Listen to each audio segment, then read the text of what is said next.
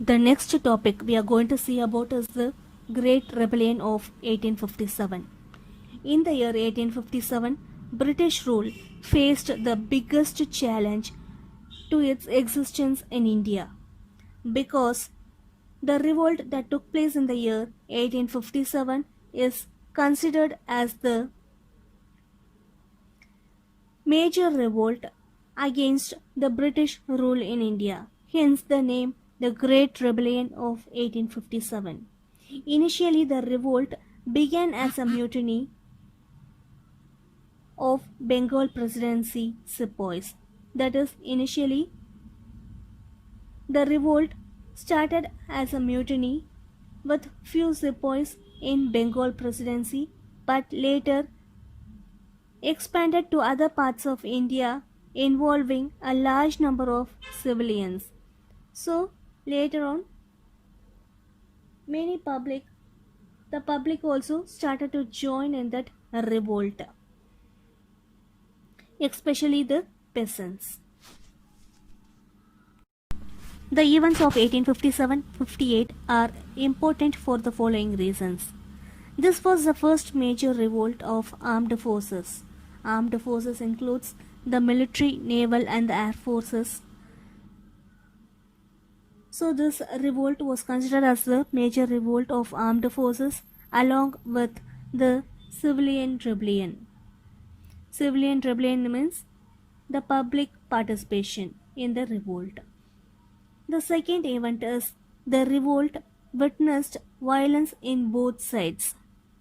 The third event is the revolt ended the role of the East India Company and therefore the governance of Indian subcontinent came under the control of the British Crown.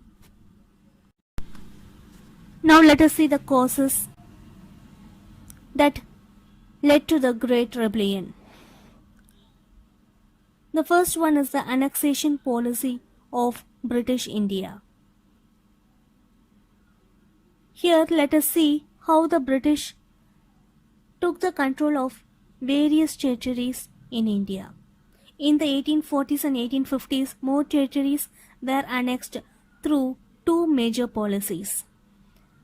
The first one is the doctrine of paramountcy.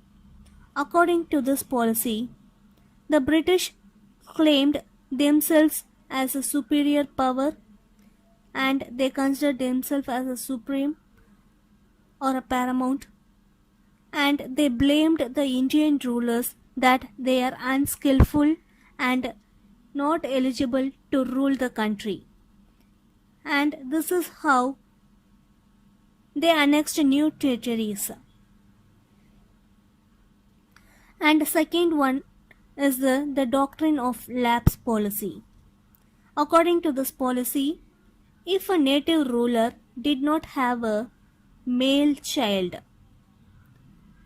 to hire the throne, then that territory will come under the British rule after the death of the ruler.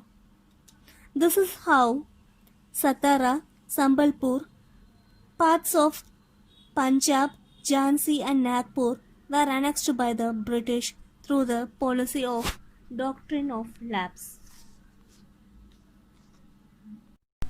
The second cause for the Great Rebellion was the insensitivity to Indian cultural sentiments. That is, the British did not show any concern for the Indian cultural sentiments. In the year 1806, the sepoys at Vellore mutinied against the new dress code. A new dress code was introduced by the British which prohibited Indians from wearing religious marks on their forehead and having whiskers on their chin. Moreover, a round hat was introduced with a turban made of leather. This was disliked by most of the Indian sepoys. It was feared that the new dress code was part of their effort, that is, they considered it as a British effort to convert the soldiers to Christianity. Similarly, in the year 1824, the sepoys at Barakpur near Calcutta refused to go to Burma by sea because they considered that crossing the sea meant the loss of their caste. The sepoys were also upset with discrimination in salary and promotion. The sepoys, the Indian sepoys especially, were paid very less salary and they were not given proper promotion. So therefore the Indian sepoys felt humiliated and racially abused by their seniors. The revolt. Now let us see the initiatives of the revolt. The initial cause of the revolt was the circulation of rumors about the cartridges of the new Enfield rifle. The cartridges are the metal case in which the bullets are loaded. The cartridges had to be bitten off before loading. There was a strong doubt among the Indian sepoys that the new cartridges had been greased with cow and pig fat. That is, they had a doubt that either a cow fat or a pig fat may be applied on the cartridges. We know that the pig fat is forbidden to the Muslims and the cow is considered to be a sacred to a large section of Hindus. Since the cartridges had to be bitten before loading, the Indian sepoys were really disappointed. On 29th March, a sepoy named Mangal Pandey attacked his European officer. When the officers ordered the other Indian sepoys to arrest Mangal Pandey, they refused to do so. So therefore, Mangal Pandey along with others, that is, who refused to arrest Mangal Pandey, were hanged. On seeing this incident, the other Indian sepoys were really frustrated and they wanted to revolt against the British officers. From the following days, they started to disobey their British officers. Burning and setting of fire also took place in army cantonments like Ambla, Lucknow and Meerut. Bahadur Shah proclaimed as Emperor of Hindustan. Now let us see how Bahadur Shah became the Emperor of Hindustan. On 11th May 1857, a band of sepoys from Meerut marched to the Red Fort in Delhi. The sepoys were followed by the public. They together asked the Mughal Emperor Bahadur Shah to become the leader. Initially, the emperor refused, but later he accepted the offer, and thus Bahadur Shah too became the Emperor of Hindustan. He was titled as the Shahenshah-e Hindustan, which means the Emperor of Hindustan. The rebels started to capture the northwestern province and Awadh. Then they captured Delhi and moved towards the Ganges Valley, and they started to capture one by one from British. And finally, they captured the whole of North India from the British except Punjab and Bengal.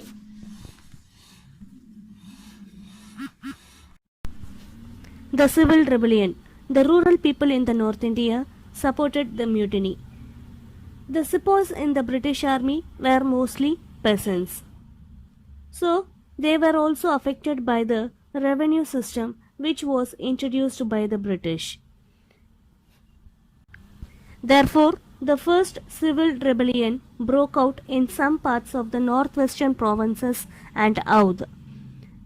Even the Jamindars and Talukdars also supported the rebellions because they lost their privileges from the British. In many states, as the emperor rule were destroyed, the artisans and handicrafts, that is, the persons who were skilled in art, craft, and trade, were greatly affected. Even the weavers were greatly affected because the British started to dump their manufactured goods in India and they forced the Indians to buy the foreign goods. So, therefore, about thousands of weavers were thrown out of employment. All this collective anger against the British took the form of a people's revolt. Prominent fighters against the British. The aggrieved kings, that is, those kings who were affected by the British. So the aggrieved kings, Nawabs, queens, and Jamindars joined the mutiny in order to express their anger towards the British. Each of them had their own reason to join the mutiny. Nana Sahib, who was the adopted son of the last Peshwa Baji Rao II, provided leadership in the Kanpur region because he was denied pension by the British Company. Similarly, Begum Hasarat Mahal in Lucknow and Khan Bahadur in Bareilly took the command of the respective territories, which were once ruled by them or by their ancestors. Another important leader was Rani Lakshmi Bai. She provided leadership in the Jhansi region. As by the policy of doctrine of lapse, her territory was annexed by the British. As they do not have a male child after the death of the husband of Jhansi, her territory was annexed by the British. Dalhousie, who was the Governor General in Bengal, had refused the request of Jhansi to adopt a son as her successor after her husband's death. Rani Lakshmi Bai battled the mighty British army until she was defeated. Likewise, Bahadur Shah Jafar, Kunwar Singh, Khan Bahadur, Rani Lakshmi Bai, and many others joined the mutiny as they were compelled by the bravery of the sepoys who had defied the British authority. Suppression of rebellion. By the beginning of June 1857, the British started to suppress the rebellions and they started to recapture the territories in North India. Delhi, Meerut, Rohilkhand, Agra, Allahabad, and Banaras divisions had been restored to British control and they were placed under the military rule, that is, the martial law. Causes of failure. Now let us see what were the causes that led to the failure of the Great Rebellion of 1857. The British started to recapture the territories in North India.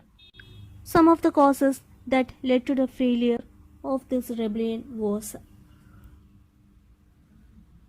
the Indian princes, except the princes of few Indian states, most of the Indian princes did not show any interest to participate in the rebellion. Most of the Indian princes and Jamindars were either loyal to the British or they were fearful of the British power.